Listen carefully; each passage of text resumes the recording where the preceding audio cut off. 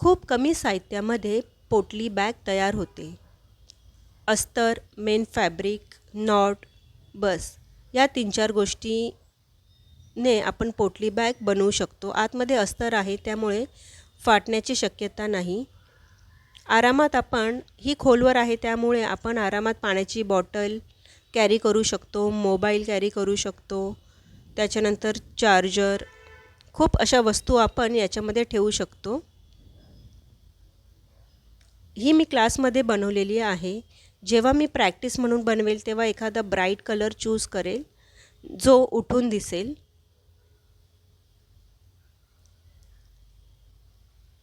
पहा मी ओपन करून दाखवते.